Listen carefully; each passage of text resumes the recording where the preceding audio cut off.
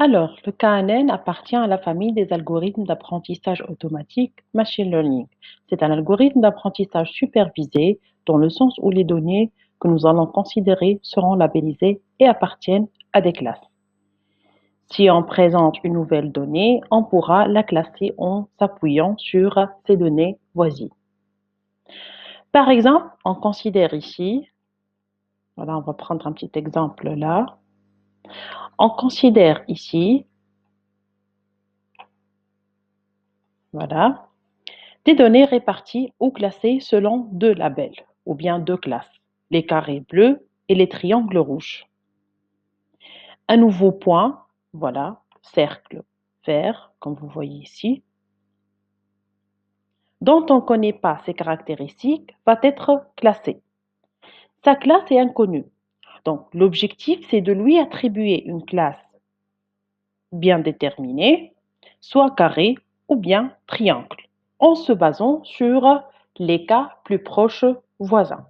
Par exemple ici, K est toujours fixé à l'avant. Si on prend K égale à 3, c'est-à-dire on va se baser sur les trois éléments, bien les trois voisins, autour du cercle vert, comme vous voyez ici. Donc j'aurai deux triangles rouges et un carré bleu, et dans ce cas-là, le cercle vert va être considéré comme un triangle rouge. Si K égale à 5, par exemple, vous voyez ici le cercle, on aura trois éléments carré bleu et deux éléments triangle rouge. Et dans ce cas-là, le cercle vert va être considéré comme étant un carré bleu. Comment je peux considérer ces classes? C'est en s'appuyant sur des distances. En mesurant des distances, on pourra affecter un point, bien une donnée, représentée ici par un cercle vert, à une classe bien déterminée, c'est la classe des plus proches voisins. Voilà rapidement l'objectif ou bien la problématique de cet algorithme. Comment cet algorithme tourne réellement? C'est comme j'ai déjà dit, en s'appuyant sur les calculs des distances et ayant déjà une idée sur la valeur de K sur laquelle on va travailler. Revenons maintenant à l'imputation par cette méthode. Donc, dans cette méthode, les données manquantes sont imputées en utilisant les variables les plus similaires de celui en question. Si je dis les plus similaires en s'appuyant sur cet algorithme, c'est-à-dire les plus proches. La similarité entre deux attributs est déterminée en utilisant une fonction de distance, comme j'ai déjà expliqué.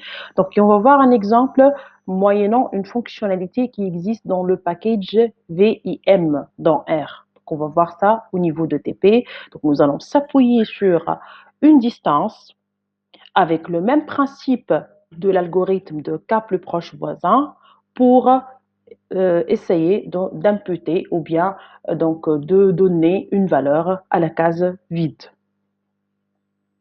Voilà, donc si je résume, pour effectuer une prédiction, l'algorithme KNN va se baser sur le jeu de données en entier. En effet, pour une observation qui ne fait pas partie de ce jeu de données qu'on souhaite prédire, l'algorithme va chercher des cas instances du jeu de données les plus proches de notre observation. Partons du même principe des triangles et des carrés. Ensuite, pour ses voisins, l'algorithme se basera sur les valeurs de sortie, les outputs, pour calculer, bien sûr, la valeur de la variable que l'observation qu'on souhaite prédire.